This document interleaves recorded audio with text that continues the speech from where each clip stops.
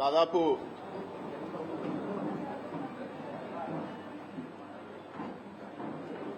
రెండున్నర నెలలు ఒక ఖైదీగా ఉండాల్సిన పరిస్థితి వచ్చిందని చెప్పి కూడా మీకు అందరు కూడా నేను తెలియజేస్తా ఉన్నాను. గౌరవ కోర్టు పెట్టిన ఆంక్షల మేరకు ఈ కేసు గురించి వివరంగా మాట్లాడేదానికి పర్మిషన్ లేదు. అయినా కూడా ఒక మాట నేను చెప్పదలుచుకున్నాను. గౌరవ కోర్టు ఇచ్చిన బెయిల్ ఆర్డర్ని ఒకసారి చదవమని కూడా నేను అందరిని కూడా అడుగుతున్నాను. దాంట్లో ఇచ్చిన పాయింట్స్ 100% నిజమని చెప్పి కూడా నేను తెలియజేస్తా ఉన్నాను.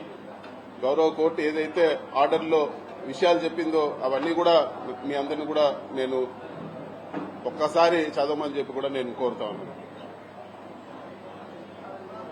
ఇది వరకు ప్రెస్ మీట్ పెట్టి చెప్పడం జరిగింది. ఎన్ని ఇబ్బందులు పెట్టినా కూడా, ఎటువంటి ఇబ్బందులు పెట్టినా కూడా ఎదుర్కొనేదానికి సిద్ధంగా ఉంటామని చెప్పి ఈరోజు ఇన్ని రోజులు జైల్లో పెట్టిన తర్వాత కూడా మళ్లీ అదే మాట చెప్తా ఉన్నాను. ఎక్కడ కూడా అధైర్యపడే ప్రసక్తే ఉండదు. ఎక్కడ కూడా ఈరోజు పార్టీని ఇబ్బంది పెట్టినా వెనక తగ్గే ప్రసక్తి ఉండదని చెప్పి కూడా నేను ఈరోజు తెలియజేస్తా ఉన్నాను. ఇది ప్రతిసారి తెలుగుదేశం పార్టీ అధికారంలో ఉన్నప్పుడు, ఎప్పుడు తెలుగుదేశం పార్టీ అధికారంలోకి వచ్చినా కూడా కేసులు పెట్టే పరిస్థితి చూస్తూనే ఉన్నాము. 2014-19లో కూడా తప్పుడు కేసు పెట్టి జైల్లో పెట్టడం జరిగింది. అప్పుడు కూడా చెప్పినాను, ఇది తప్పుడు కేసు, ఇది కేవలం హరాస్మెంట్ చేసేదానికే పెడుతున్నారని ఆ రోజు కూడా నేను చెప్పడం జరిగింది.